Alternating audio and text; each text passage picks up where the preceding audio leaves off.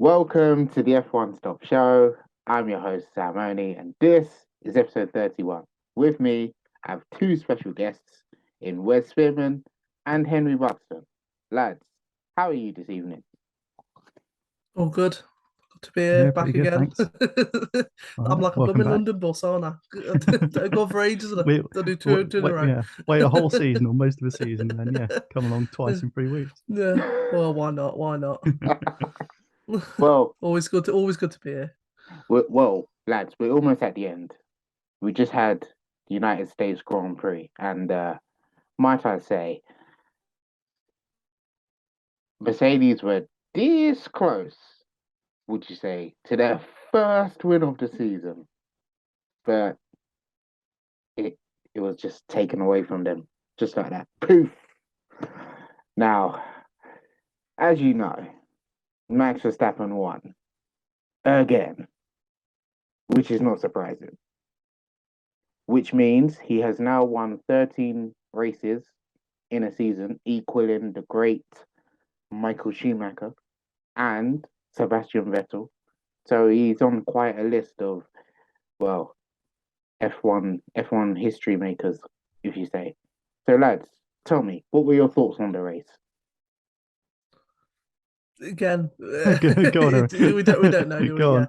Yeah, good little race. I mean, it was a strange one because it had moments, but yet it was still quite predictable and things were going on. I mean, the last few laps were brilliant. With the could Hamilton keep that distance between him and Verstappen, um, and then all coming down to it. Then a couple of yellow flags, which we don't normally see at Kota, which was interesting. Threw a bit of a spanner in the works, closed the gap. I think the only reason Hamilton was out front was because of those yellow flags, really, and Leclerc closing up. And you thought maybe Leclerc could come back, but didn't really make a fight in the end.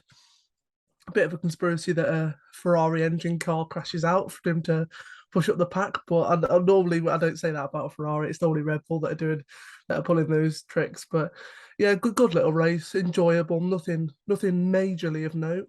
I mean, the only thing we could say was Lance Stroll's late, um, pull over to nearly take them both, obviously him and Alonso, out the race, and a very dangerous late lunge, really. So the only thing one of the only major talking points, but yeah, just completely dominant in the end from Max Verstappen. It was almost, again, even though Lewis was pushing him, you thought it's just Max's to lose. Even though Sainz was on pole, it was just Max Verstappen's luck that he crashed out first lap. Um, I'm not sure about. I don't know if we get onto this, but I'm not sure it was George Russell's fault. I don't think he was at fault, really. I mean, people are saying he's a dangerous driver. I don't think it was at fault. It's a racing incident. He couldn't have gone anywhere. But yeah, good little race. Good, entertaining. I liked it. Wes, this draws me a question to you. First lap, Sainz crashes out after, you know, taking the racing line, and it seemed that he had, got into Russell's way, which led to the Briton to, you know, crash out the Ferrari Spaniard. So, question is, whose fault was it? Carlos Sainz or George Russell? What's your take on it? It's an interesting one. I've seen a lot of people saying it's George's fault, and I think there is some merit to that, if you like. Yeah, as Henry says, Science was on the more sort of traditional racing line, if you like, out wide on the straight to cut in, hit the apex, and then hammer it down towards the towards the S's. Whereas George was on the inside line, so had a more of a sharper turn to make, if you like, and yeah, two into one apex don't don't really go. And yeah, it's unfortunate for Science that that was the way his race ended because, I mean, his second pole of the year, I think, second pole in Formula One. He won in Silverstone, was it, earlier this year? Could have been on for his second race win in his career. And yeah, it is unfortunate that it ended up like that. But I mean, I've seen memes of George making a bit of a habit of crashing into drivers over the last few weeks. If I had to put the blame on it, I'd probably put the blame more on George because I don't think he wasn't ahead of Science going into the corner. So George had to back out, if you like. Obviously didn't, and yeah, it ended up badly for for Sainz more than Russell. Um, yeah, as I say, if I have to put the blame on someone more, it would be it would definitely be Russell. But I'm not saying it's 100% his fault. I'm probably saying more 75, 80% of Russell's fault compared to Sainz. But then, so yeah, Carlos Sainz was out of the race, and it was just Charles Leclerc, the lone Ferrari. I mean, he managed to get a podium, so that was great for the Tifosi, the Scuderia team. So other points during the race was you know, let's talk about Red Bull, Max Verstappen. You know, one significant the thing I found about Max Verstappen is that whatever trouble he comes in, he always finds a way of, you know, producing that magic, if you like, having that magic button to just make everything go his way. You know, we've seen that a lot this season, and you know what? It happened again because he had that horrible pit stop on lap, I think, lap 23 or 24 something. He had that horrible pit stop where his front left tire, I believe, they couldn't put on the front left tire or something like that. And you'd probably be thinking, nah, this is Verstappen's race is over.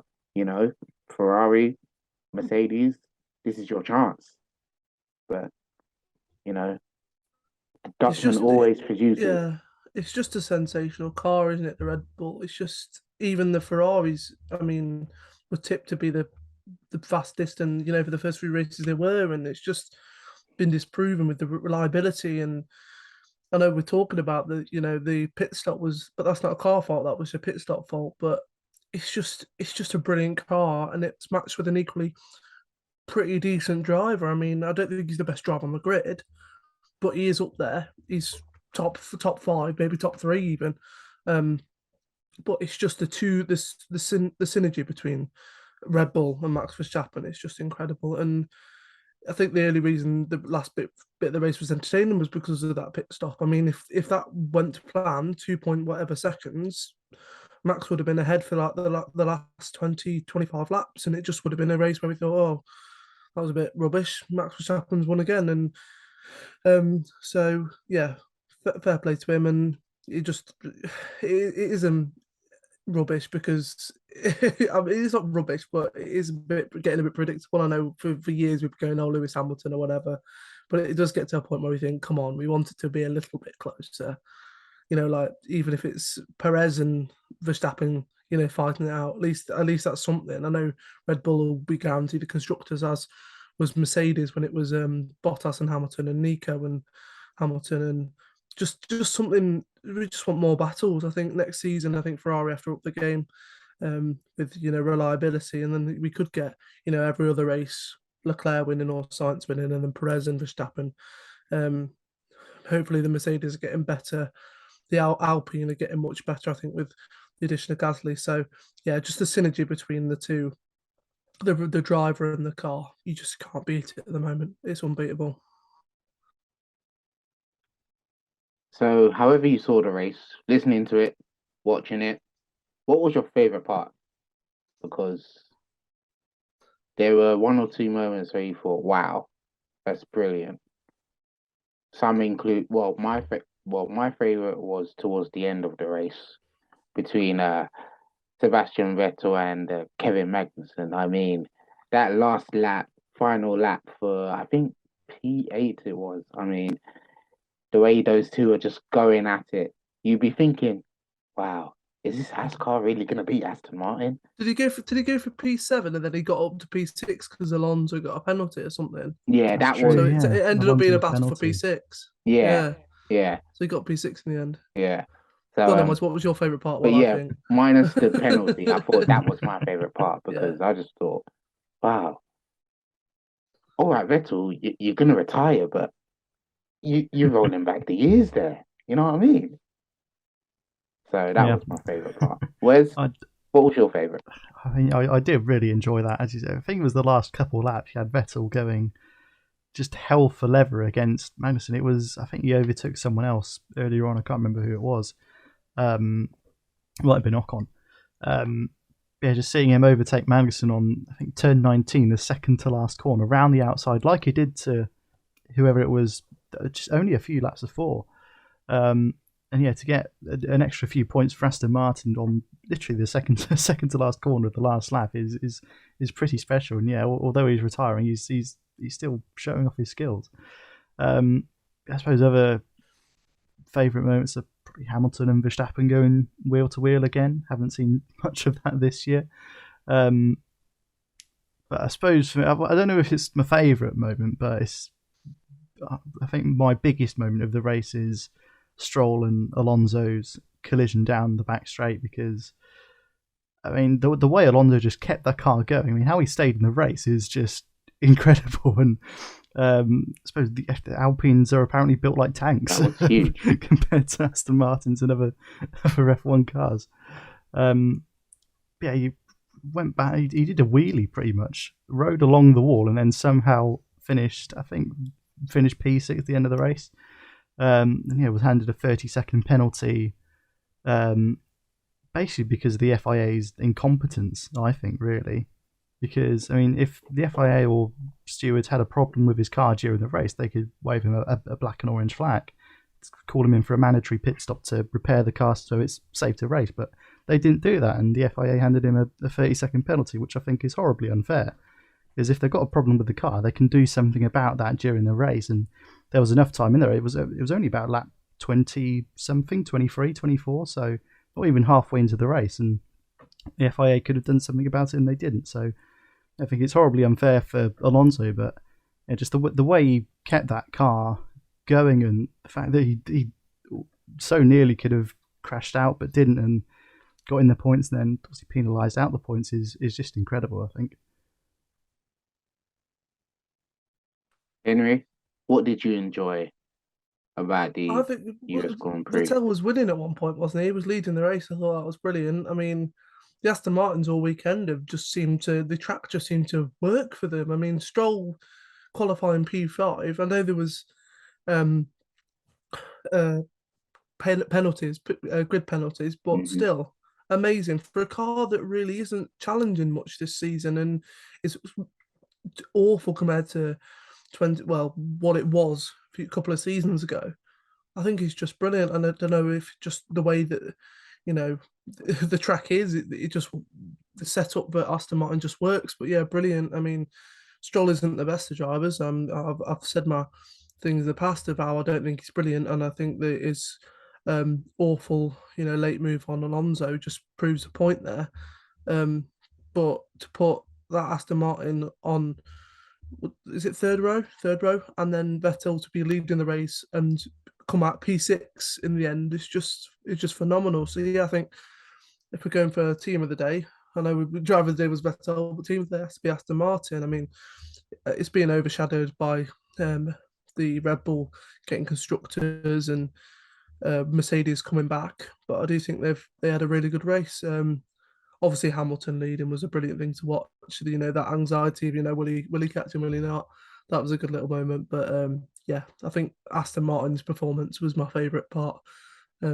As a British team, I want them to do well, and they just haven't been recently. So yeah, Aston Martin doing really well was my favourite part of the whole weekend, let's say. So 20, I believe 19 rounds gone. I think 3 to go. If my math is correct. 20, is it 20 gone or is it 19? Well, 19 gone. Round 20 this weekend. 4 races to go. Yeah. 3 races to go. But there's 3 races to go. How many was there this season? Was there 23? Four including this weekend at Mexico. Mexico. No, we've got 3 left. We've got Mexico, Abu Dhabi, and then Mexico, Sao Paulo, Abu Dhabi. I forgot it's 22. Yeah. I forgot it's 22 races this year. Oh, there's too many to count. There's too many. Oh my word! 24 next year. Whereas we've got a lot of work to do next year. Oh my word! Oh gosh. Anyway, so from Austin, Texas to Mexico City, we've travelled all the way to Mexico, I guess. Well, I gotta say, I'm a bit disappointed by your background because what are you still doing in America? I couldn't find a good one of the Mexican Grand Prix. I mean, if I go sort of like that, it almost looks like the back straight of the Mexico. Almost, Oh, almost, come not on! quite. There's got to be a decent photo of that. The stadium section in Mexico. Come on, there must be. But this Probably, is I this didn't is really look, to to be be fair. honest. This is the US. This is the US review, isn't it? Yeah, Yeah, So true. he's in Mexico. I mean, it's getting me yeah. confused now. He's in the USA. I'm still on topic. It's in the Americas. It counts. Fair enough, fair enough. It's close to the border, I guess. Anyway, Yeah. so the Mexican Grand Prix, the home of Sergio Perez. Now, I don't remember much of last year's race other than Sergio Perez being on the podium. He becoming the first Mexican to land a podium in the Grand Prix since I'd say the Rodriguez brothers in probably like 1950s. Don't ask me how I know that because I probably just did research and just found it. So, the Mexican Grand Prix, always known for the Day of the Dead and all that, blah, blah, blah, blah, blah, blah. So, what are you expecting from the race? Who do you think is going to benefit? Henry, let's start with you. What are you expecting um, from the race and which team drivers are going to benefit it's a from tough the one because circuit? I'd love Sergio Perez to win. I think 90% of fans, F1 fans, even if you support a certain team, will want Perez to win. Whether it will happen, I'm not sure because Max Verstappen will want that record 14th win. I know he's got 3 rounds to do it, Yeah. but he'll want that 14th, 15th, and 16th so he can push that even further. If it does get to a point, where Perez is running the second and Max is running in first, will he let him past? I don't know. I don't think they will because Max isn't like that. Um, but yeah, I'd love. I think it's. I can't see anything other than a Red Bull winning. It'd be brilliant if Ferrari could, get on that front row in qualifying, maybe start on pole. Just to have that little bit of an edge going out the first corner. But it isn't a straight track. I mean, they've got the final straight, but other than that, it's a corner track, and we know that Ferraris are better on those corners. I know that straight line speeds with the Red Bulls, not with the Mercedes, so that should help them a little bit with the multiple corners. So yeah, I mean, it's really hard to see anything other than a Max Verstappen win. Um, I'm not, I don't, and he's going to want that 14th win. So yeah, I'll go for a bit of Red Bull dominance, and hopefully, maybe a Mercedes or a Ferrari on that third spot, maybe Leclerc or Hamilton if we're lucky on that third step. But I think 1-2 will be Verstappen Perez or Perez Verstappen. Hopefully Perez Verstappen. So, Wes, what does your crystal ball tell us about the Mexican Grand You Prix? have a crystal ball. Wow. I know. Somewhere, I know. Can I have Somewhere. it sometime? I don't know where yet. You have the lottery numbers. um, yeah, as Henry said, it's very difficult to see anything other than a Red Bull win. I would absolutely love for Red Bull. I mean, for Perez to win it on merit, brilliant. That would be probably the best outcome of the Grand Prix. But even if Verstappen's winning and Perez isn't too far behind, I would love it if Red Bull. I mean, they've won the Drivers' Championship, they've won the Constructors. What else is there to do this season? Give Perez the win at his home Grand Prix. Then, I mean, Max has got 2 more races in the most dominant car on the grid to win his 14th race of the season and break that record, and his 15th to break it even more.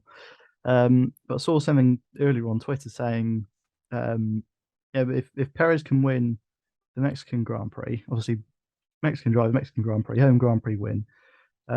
If Hamilton can win in Brazil to keep his record of winning in every season that he's raced in, and I mean Mercedes actually get to win a Grand Prix this year, and then Verstappen wins in Abu Dhabi to break that 13th race win record, and I suppose that's the best outcome for absolutely for everyone. I don't think it'll pan out that way the rest of the season. I think Verstappen will win all three, to be honest. But yeah, in an ideal world, that's what would happen: Perez, Hamilton, and Verstappen for the next three, or well, yeah, Verstappen to break that record. It'd be good to see Ferrari in the mix. I just don't. I'm not feeling Ferrari this weekend. I'm feeling Mercedes more than Ferrari, to be honest, this weekend. After the pace they showed in Kota, Hamilton especially, and they've been pretty good at Mexico in the past, with Hamilton and Rosberg winning since the race was reintroduced in 2014, I think it was. They've won everything since then, with the exception of last year. So I'd love to see Mercedes in the mix. If Hamilton can challenge Verstappen or Perez for that race win, then great. But I mean, I don't see anything other than a Red Bull and most likely a Verstappen win. It's an interesting one in terms of strategy because Mexico City is so high up. Essentially, it's the highest altitude Grand Prix, so pretty much every team can run a high downforce setup and still have a similar setup to or similar speed that you would have at Monza, for example, because it's so high. The air's so thin, you can just run high downforce and be fine. It's interesting. It'll be interesting what each team does, but Red Bull with Adrian Newey and just just how good that car is. Yeah, I can't see anything other than Red Bull and Verstappen winning this weekend. So by unanimous decision, then we all agree that Max Verstappen's let me say that again. By unanimous decision, we all agree that Sergio Perez is going to win or want him to win the Mexican Grand Prix. Am I correct? Yeah, I want him to win. Well, then. Yeah, we want him to win. Yeah. Right. It brings us to our little prediction game. So, who's your pole sitter? Who's your race winner? And for the last one, we're not going to do drive of the day. We're going to do a little higher or lower. I'll get to that in a minute. So, boys, who's your pole sitter? Who's your race winner? I'm going to go out on a limb here and say Lewis Hamilton for pole. Throw a spanner in the works. You're honestly, as much as I love Mercedes, you've had some wool pulling over your eyes, because the only reason Mercedes did well, I was about to say this afterwards, but I was going to leave it, but I'm going to say it now. I think the only reason you're putting Mercedes higher is because Sainz crashed out and Leclerc had a penalty that has kept him back. That's the only reason Mercedes were up there in the end, and the only reason that Hamilton finished second was because of that pit stop. So I think you're a bit deluded there. Even as much as I would love that, I don't think that's going to be the case. But you know what? Fair enough. I hope you prove me wrong. I hope you prove me wrong. It's just Mercedes, although they haven't got a great car this year, they have got an incredibly good record at Mexico and Hamilton in particular. I mean, whether it comes true, it probably won't, but it's what I'd like to happen anyway. As for race winner, I'm going to go Perez. I know I said I couldn't see anything with them, Verstappen win, but I just love for Perez to win. What was the last one? I can't remember. Higher or lower? We'll get to that. We'll get to that. Don't worry. Yeah, we'll get to that in a minute. Yeah. Henry? I'm going to go pole sitter Max Verstappen, but winner, this is more hopeful, Perez. I'm going to go for that. Now, that's what I think will happen. It's not what I want to happen pole wise, but I think. Who do you think is going to be on pole? That's the question. I think will be on pole will be Max, and then race winner, which is hopeful. Plus, it could happen. Perez. I'll go that. Right. So we've got Lewis Hamilton going on pole. If I'm correct. We've got 12 months ago. We might have gone, good shout. Yeah, fair enough. Yeah. But this time, absolutely not. No chance. You're taking the mick. You're stretching it. Yeah. We've got Max Verstappen to go on pole in Mexico. Right. Well, then, I may as well just round it off with Charles Leclerc in the Ferrari. Now that's if I were a betting man, I'd put say 25-1 for Leclerc to get pole position. I don't really know what that means. I think it'd be lower than that. Lower than that, yeah. 15-1, maybe 5-1. I think evens, if anything. Really? Because he's quick. He's quick, isn't he? I think Verstappen will be something ridiculous, like yeah. put a pound on you lose 50p. I don't know. Well done. You get 50p back. That's it. Right then, pole sitter, Charles Leclerc, and then race winner. I think I think it will be Sergio Perez. Regardless, I think Sergio Perez will do it. Now, I did say we have a game of higher or lower in the last bit of our predictions. So I've got three. I've got three type higher or lower questions. Actually, five. Right. Question one: who finishes higher or lower? Pierre Gasly or Yuki Tsunoda? This is like no, actually, yeah, this is like racing wise. So when we have the top 10 or top 20, who finishes higher or lower? Pierre Gasly or Yuki Tsunoda? You both get an answer each. Gasly for me. See, I would say Gasly, but he's had a bit of an attitude, hasn't he? A bit of a I don't really want to race you anymore sort of It's attitude. true, he has a bit. Yuki's trying to prove himself a little bit. Mm-hmm. Do you know what? I'll just so one of us is right and one of us is wrong. I'll go Tsunoda, just because of that little bit of attitude on Gasly at the moment, and also his car's been unreliable. I was going to say rude word then, but it's a family show. His car's been so unreliable.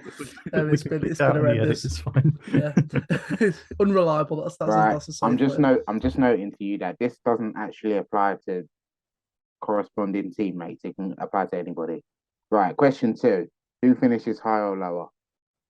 Esteban Ocon or Sebastian Vettel?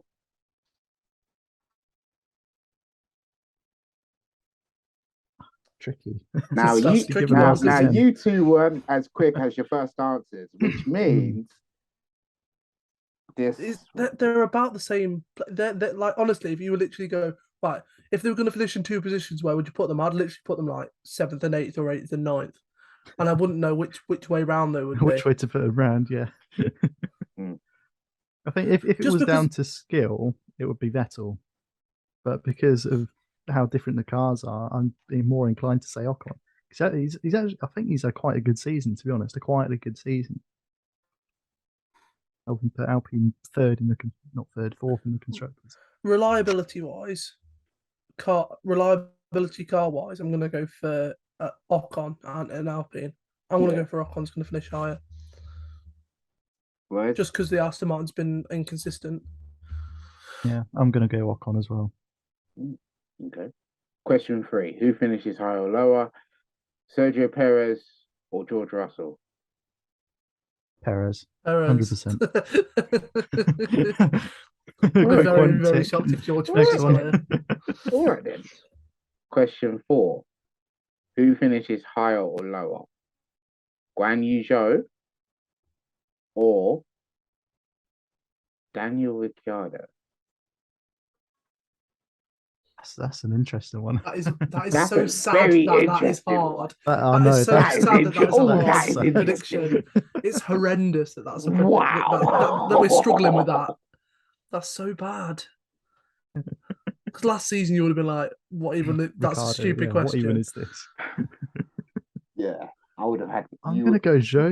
I'm going to go Zhou. Yeah, you would have had my head for that if no, I'm. Guan Yu Zhou. I've got faith in Danny Rick. I'm going to say Ricciardo. Ricciardo's going to finish higher. It might be 17th, 18th, but it'll be Danny Rick. Very back end of the grid. It'll be Danny Rick. Danny Rick over Guan Yu Zhou. That's more experience as well. That's going to be interesting. Right, and then question five: who finishes higher or lower? Charles Leclerc, Lewis Hamilton, Max Verstappen. Max. It's got to be. I think you might even win it. I'm going for Max. Do I need an order? Yeah, you can do an order. Oh, yeah. Max, Charles, Lewis. I'd probably say the same. As much as I wanted to be Lewis, Charles Max. I can't say Complete that. inverse. You Or don't Charles think Lewis Max or the whatever. unthinkable may happen that Hamilton may get ahead of Leclerc?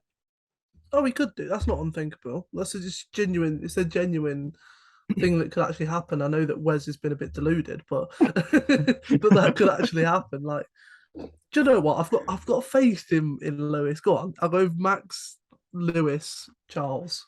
Wow. Yeah, go on. That's my favorite final one. All right You've then. persuaded me. You've persuaded me. All right then. Go on then, Wes. What do you This think? is What do you actually think? going to be interesting. I can't I'm wait. gonna I go. can't wait for the review next week because I'm going to look Next back We've week, got on them it. all it's all wrong. wrong, completely wrong, yet again. And that's the end of the podcast after 33 episodes. Right. Just a couple more things before we finish off because time is against us. Drivers for next season, all of them, all but two, I believe, have been confirmed. Well, Williams.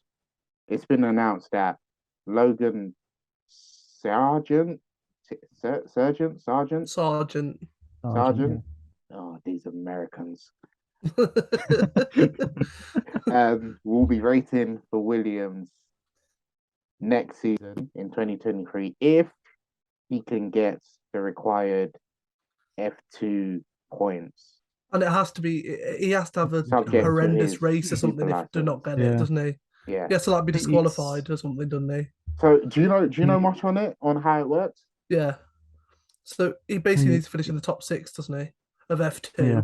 And he's currently third, is he? Currently Or second? third, yeah, Third. behind Porsche and Drugovic. He's so much higher than sixth place. I think what has to happen is you have to be disqualified, and then sixth, fifth, and fourth have to finish first, second, and third in that order to get ahead of him. With two It's races something- to go in the F2 with two- Championship as well. There's only one race to go now. Was there only? I Wow. thought there was Yeah. a sprint and a feature in Abu Dhabi. Oh, it might be. It might be. Yeah. So they have to finish first, second, and third, and he has to be disqualified in both races or not. I think he has to not finish both races or something. So if he finishes both races in the points, I think he's all right. That's what I've heard anyway. I might be wrong. So basically, if Sargent finishes in the top three in his final race, then he will be eligible to race for Williams next season. I think he just has to finish. I think he just has to finish in the points in one of the races. Yeah, and he's all right. He has to finish, sixth or higher in the championship, I think. Okay. Sixth or higher in the championship, and then in the races, he has to finish. He has to finish in the points in one of the races. How hard Something like that. How hard could it be? Well, he has to have a drastic weekend to not get it. Yeah, I know. and also the scorers have to be so precise. Like genuinely, I think it's sixth has to be whoever's sixth has to finish first, whoever's fourth, the fifth has to finish second, and whoever's fourth has to finish third. Yeah, I think it's something ridiculous like that. Oh gosh. But yeah. Well then, so we can almost like pretty much confirm that he's going to be there. He's like 95% of the way there, and even more than that. Yeah, he'll be the first American to race in F1 since 2015 as well, since Alexander Rossi, who I don't really know much about, which goes to show how impressive Americans. I was going to wonder who it was, and I was like, who's the American that's raced? I know. I had to look up. And Scott Speed. Is it Scott Speed? Yeah, Scott Speed. Clean. Yeah. In 2006. Christian Clean. Christian Clean. Was he American? I don't know actually. I know Scott Speed was. I know Speed. I did look it up, and I didn't see many names recognised with Americans in F1. I mean, Phil Hill, world champion. Mario Andretti, world champion. Scott Speed, relatively recent, and then pretty much everyone else I've not really heard of. So it'd be interesting to see how it goes. I think he's won 2 races in F2 this year, which is all right, I suppose. But it's a bit of a shame for Drugovic and Porsche, who are above Sargent in F2, at least this year anyway, that they're not going to have an F1 seat next year. But hopefully their time will come. If not in F1, then another major racing series, I suppose. Yeah, that's the thing with USA drivers, though, is that if you're a racing driver in America, you don't sort of F1's only just sort of recently hit America in a big way again, hasn't it? I mean, if you're an American racing driver, you want to be in NASCAR, you want to be in IndyCar, you want to be in all of those things. You sort of see that before you see F1 if you're American. And now I think there's a big push in America where, and I think there was a handful of American drivers in F4, F3, and F2. I think there's a few. So I think we will see a few coming up soon, and then obviously, with this push of going, there'll be carters in America going, oh, I'll fancy F1, and they'll, obviously push up in the ranks, and in 10 years' time, we might see a few more Americans coming up. So, to finish off, we're going to talk about Audi now. Audi, one of the biggest car manufacturers in the world, they've announced that they are partnering with Sauber for their 2026 F1 entry, meaning they're gonna, I believe they're gonna be a power unit partner, and help out Sauber in their entry to F1 in approximately 4 years from now. So, what are your thoughts on it? Are you excited to see another big manufacturer entering the sport? Tell me, Henry, what are you thinking? Yeah, it's a good little thing. I think they are going to be like the name of the team. So it's going to be Audi, or whether they'll be called Audi Sauber or Sauber Audi or Saudi, which would be controversial. Yeah, very, I think very. I think that You've just been waiting to make that joke. This You whole were episode, waiting for that, weren't You're you? just waiting. How long did you have 40 that? minutes No, to make I that. haven't. No. But yes, so I think it will be an Audi team. I think it'll be like Alfa Romeo, where they're called Audi, Audi. They're called they're called Audi. Audi, and then Sauber will be like the underlying team. But yeah, good little team, and I've heard that there's been a few um a lot of attraction from big drivers, so maybe they will have a great team in 2026 and maybe be debut champions like Braun were. Wes, what do you think about Audi's new, say, concept design of what their car is going to look like for 2026? I've seen Yeah, I mean, one or two images. I've seen a few sort of renders, if you like, and I really like the livery itself. I think it is perhaps a little bit plain, if you like, but then that's of course without sort of sponsors and anything else on there really. But I mean, it's kind of similar to their Formula E livery from when Audi were in Formula E. Actually, is it? No, it's not. I'm thinking of Porsche, similar to the Porsche one. Easy mistakes, Yeah, I mate. think easy mistake. It's not like Porsche are working with Red Bull or anything. But I Well, think, wow.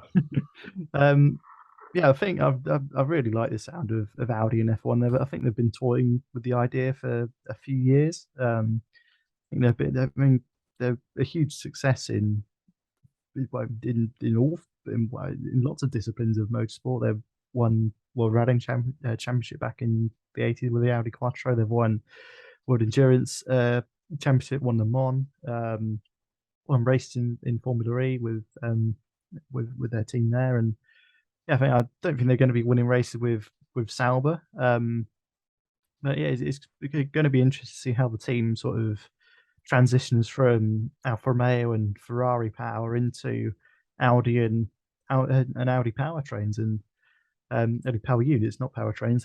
Powertrains is Formula E power units. Yeah, I think 2026 is a good place to start with new engine regulations, with the fuels being, I think, 100% sustainable, which I think is fantastic. yeah. Motorsport does no good for the environment whatsoever with all the petrol it burns and the logistics of flying from country to country. But I think if they can use sustainable fuels in the actual racing themselves, I think that's a fantastic step forward. And there's going to be more emphasis on electric power as well. I want to go fully electric. Obviously, there's Formula E for that. Yeah, I think it's a good time for Audi to step into F1, and I mean, I think they'll do pretty well. I mean, Audi engines and Audi cars are amongst the best in the world, I think, anyway, in terms of reliability and quality of drive. And yeah, their motorsport pedigree is up there with some of the best car manufacturers in the world. And yeah, as I say, I don't think they'll be winning races with Sauber, but I think if they can be challenging for points every now and then, like I suppose Alfa Romeo is now to some extent, I think they'll do really well, and then they can build from there. And it'd be good to see Sauber sort of get back in the points, if you like. I'm thinking back to, I think Perez got points in a Sauber one race. I think Kamui Kobayashi got points in Japan, or was on the podium for, for Sauber in Japan, I think in 2011, 2012, 2011, 2012. early 2010s. Yeah. Yeah. Yeah, if Audi can take Sauber back a few places up the grid, fighting in the midfield, and maybe, who knows, depending on how the regulations go in terms of aero and engine regs, potentially change the front runners. But as it is, it's still a long way to go in the future. It's still 4 years to go, and you have to see how Sauber sort of develops their car over the next few years. And yeah, hopefully Audi will get off to a flying start in 2026. It's And quite amazing, really, that Audi haven't been involved in F1 before. I think that it's such a big name brand for sports cars, and all when you think of Audi, you think speed, you think sport, you think quick cars and well designed cars. So it is strange that they haven't had like a major team in, for example, F1. So it'd be good to see them, good new manufacturer. Um, Hopefully, this sort of attracts maybe more teams, or teams returning, sort of manufacturers returning. It'd be good to see, Honda return. Um, I mean, they could come back for 2026. Maybe a Toyota car, something like that, could come along. But yeah, I do hope that it does attract other manufacturers, maybe replacing teams, that are lower down. There's rumours that Haas could be going.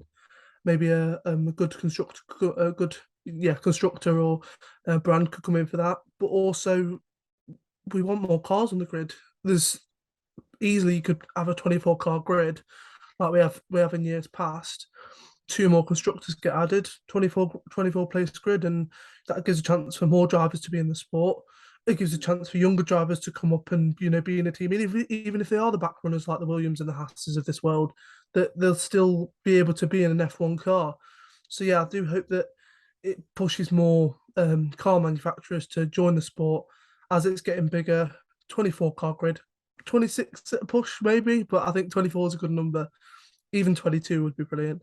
So yeah, I'm looking forward to Aldi, and it'll be another massive regulation change. Who knows? They could, like I said before, they could come in and have a brilliant debut season, and the fact that they're already starting now, I know that other teams will be as well. But the fact that their sole purpose is to come in 2026, I think they'll be the best prepared, and I would not be surprised to see them on the top of the constructors championships in 2026.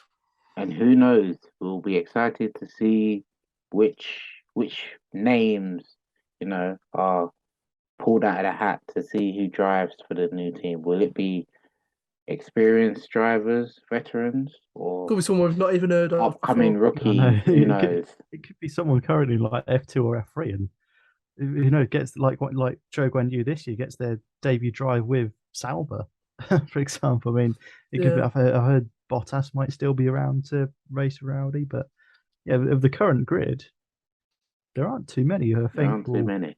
will still be around, to be honest, because Hamilton's coming to the end. I know we've got a few years left in him, but yeah, I don't see Alonso going much further beyond his 2 years at Aston Martin. Obviously, Vettel's going at the end of this year. Whether Magnussen will stay on the grid, Albon, Sargent, of course, we mentioned there's earlier. only a handful that are under a certain age, Mm, isn't there? I mean, Yeah, yeah, I know that Hamilton's old and Vettel's old and Raikkonen was old and Alonso's old, and you could argue that the some of the slightly older ones that are 27, 28, they have got another 10 years in them. But I do think we need to see these young drivers come back through, and they need their chance. So I don't think you're far wrong with saying that if you look at the grid now and the grid in 2026, that there might be one or two names that will be left. Uh, I mean, we have got a lot of young drivers in the in. I mean, next year the grid with some of the younger ones coming through, and I know that we had that Schwartzman and Palau and all of them testing. Sargent coming through. De Vries is older. I mean, I'm not really thinking De Vries, but that sort of generation could be around for 2026. mm, So, if it is a good car and they do prove themselves in F1, who knows? We might have a really good young driver coming up to and being in their prime in in 2026 and driving for Audi. So we've had a lot this episode. We've had US Grand Prix review. We've had an hilarious, I must say, Mexican build-up. I mean, that higher or lower game, if any of that comes to fruition next week, It'll all be wrong. It'll all be wrong. It'll all be wrong.